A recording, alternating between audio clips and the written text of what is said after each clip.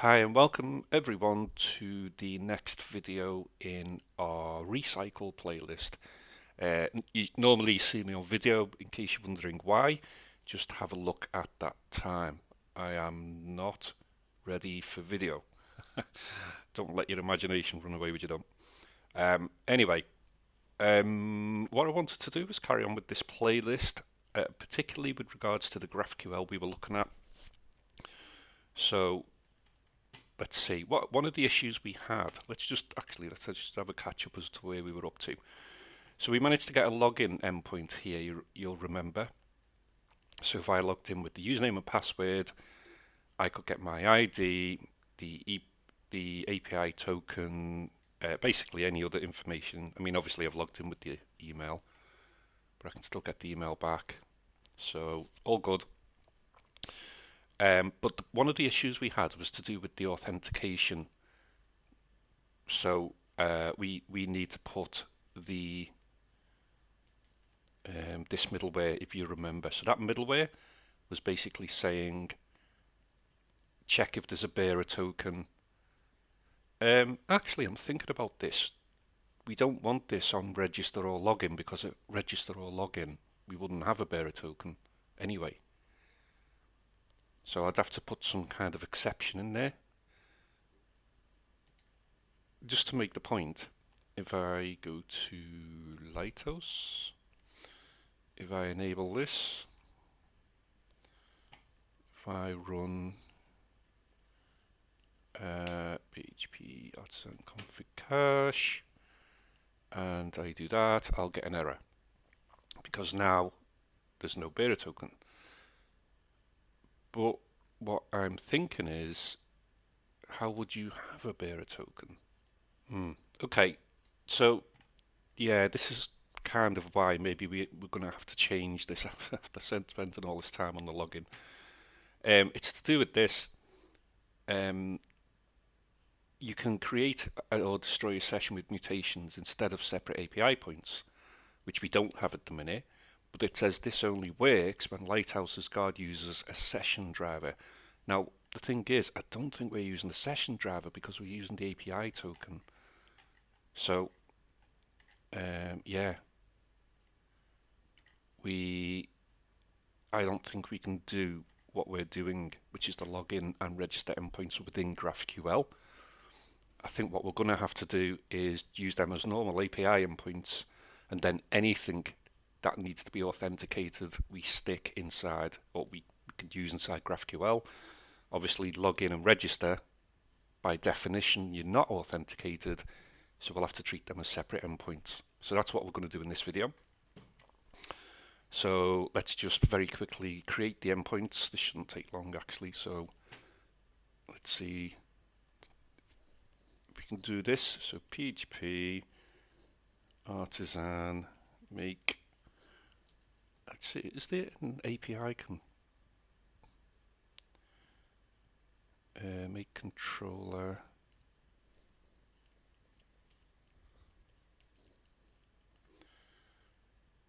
There's name. Is there something like API or something? Yeah, dash API. So make controller dash API, and we'll call it auth controller. And this can handle our login and register endpoints. Okay, so we don't really need all these methods. Let's just keep one for now. Call this login.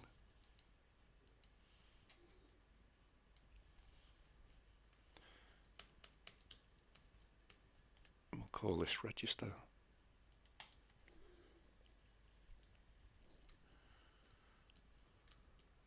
Okay, and also we'll need to update our routes here. So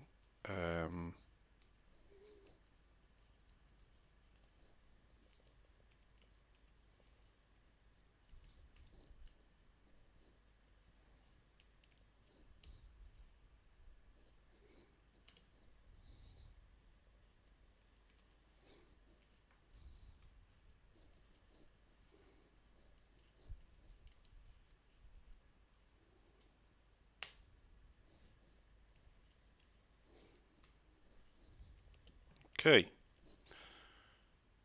Might as well give it a name.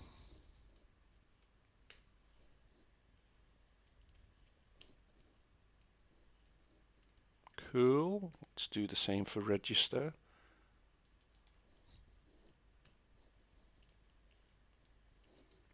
Okay. On that basis, we can actually we can use our insomnia for these two endpoints. So that's cool.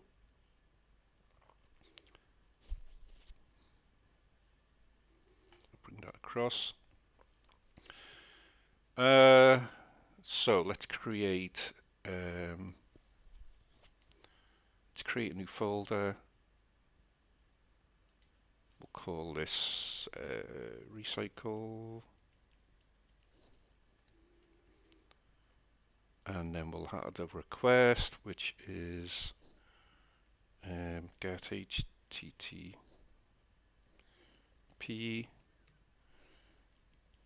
cycle.local/login. Needs to be a post request, and should get a blank response because the root's there and the controller's there. Oh, 404. HTTP recycle local/login. Oh, it'll be /API/login because it's on the API controller. Can live with that. Yeah, 200. Okay, cool. And then what we can do is duplicate that. Register. Create. Need to call that login.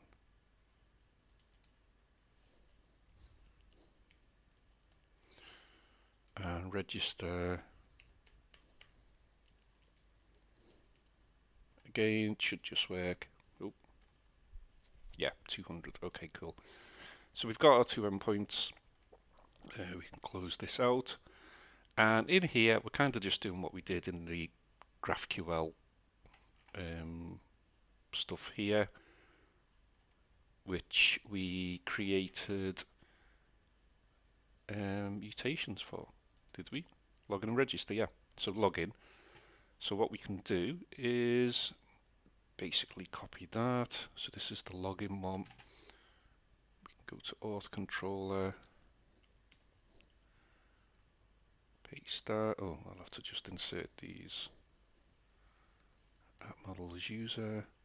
Now here, it's a bit different, so we need to put in the request facade. So we'll inject that, and then we can say request get email, hash we need to insert, and same. No, actually that needs to be a parenthesis. Same there, and we might as well just copy that. And do the same here for password.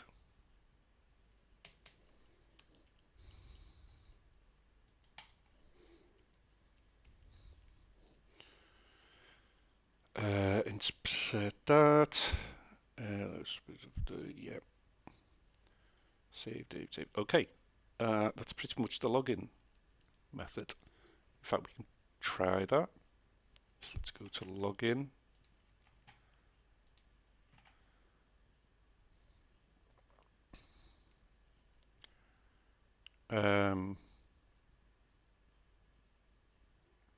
Nobody returned for a response, but we got 200. This is the controller, isn't it? So let's just uh,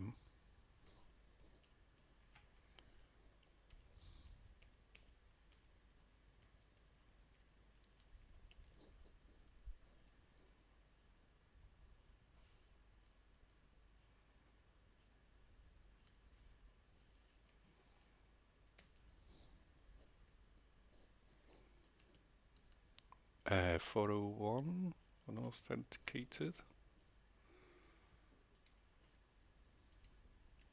There we go, 401. So if we go now into the header and do, no, this is the whole point. We don't have the bearer token. But what we do need to pass is the username, email and password. So let's go back here. So s2@example.com, password is password. So let's go back to here. And I think we can just do this as JSON, I hope. Let's have a look. Email.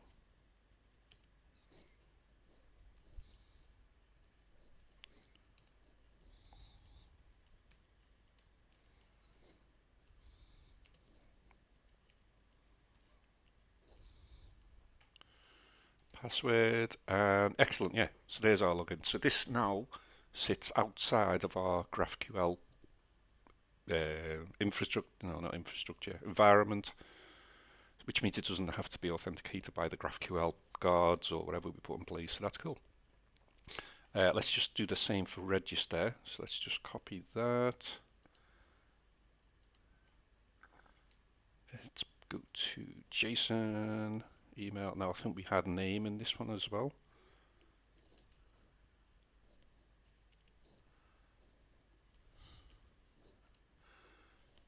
Okay, but we will, to try this, we'll need to do a third one. And let's grab out the logic, which is in the mutation for register. A much easier one, so let's copy that.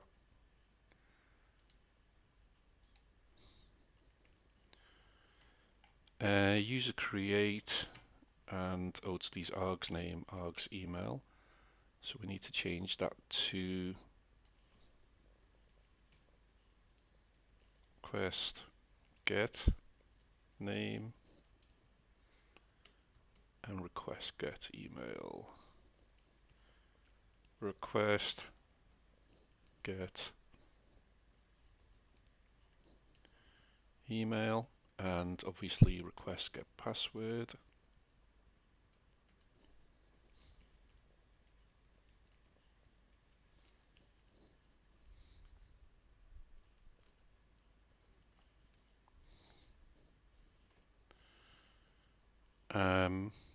Why is that? Oh, right. Okay, we need to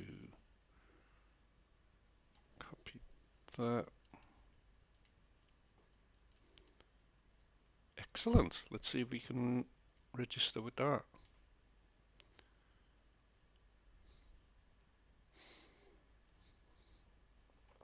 Well, that looks like a registration to me, ID 14. Let's just check the database. Here we go. Cool. So we've managed to move our registration and login endpoints to, well, not to, but outside of GraphQL. Cool. All right. Obviously, there's a lot more stuff we need to put in this validation or whatever, but just tidying up the code a bit more. But yeah, happy with that. Let's finish this video here then, and then in the next video we'll reintroduce the authentication middleware, or the guard, back into GraphQL, and then we can start moving on to some more serious queries to do with the actual application. Thanks for watching. If you found this video useful in any way, please don't forget to click the like button. It means an awful lot. And obviously, if you want to see more videos like this and in my other playlists, click subscribe, and you can see all different kind of things that I'm working on at the minute. But for now, thanks a lot. Hope to see you in the next video. Cheers, bye.